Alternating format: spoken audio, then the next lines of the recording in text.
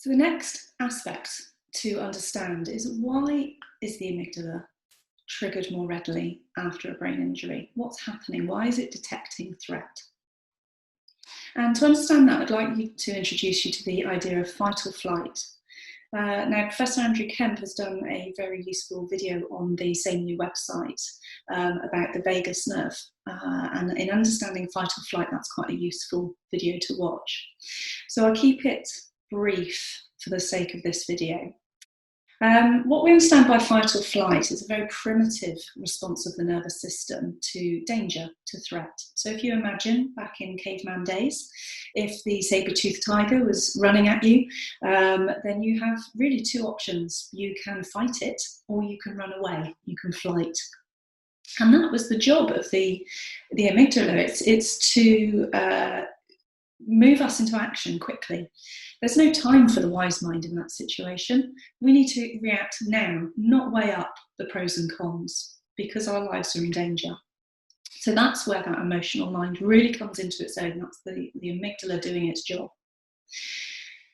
But what happens after a brain injury is the amygdala is being activated when there is no metaphorical saber-toothed tiger. The body is not at threat.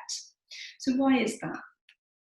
Well, firstly, the individual has been through an incredibly traumatic experience. There may be memories of the injury itself. There may be difficult memories from being in hospital. And there may be a genuine sense of external threat, of feeling more vulnerable in the real world because the brain isn't quite working as it used to do. It's very disorientating. Those senses of threat may be heightened at particular times, for example, getting in the car or leaving the house, or anything that reminds the individual of the incident that caused the injury may then cause a peak in that sense of threat. But the sense of threat may also be internal. So the slide you're looking at now suggests there are many different ways of thinking and feeling after a brain injury.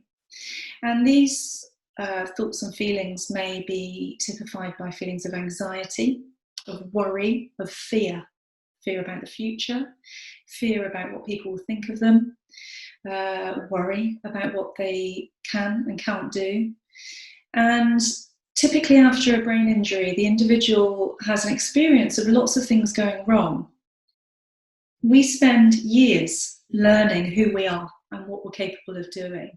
And we build that knowledge up very slowly and very gradually, sometimes by experiencing what we do well and sometimes by experiencing what we don't do so well. But we have a sense that we know who we are and we know what we can do. Now, after a brain injury, that all changes. Suddenly the goalposts have moved and the individual is no longer really self-assured in what they can do. If I try that task, will I be able to do it, or am I going to fail? And that sense of possible failure can create a huge amount of self-doubt and fear. And it's that internal sense of fear, that internal sense of doubt that can really activate the threat system. So it's like it's always on alert, it's looking out for the threat. And that threat could be anything at this point.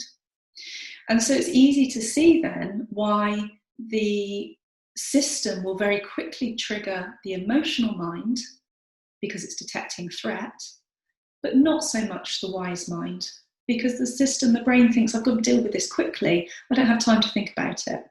And then what shows up is irritability.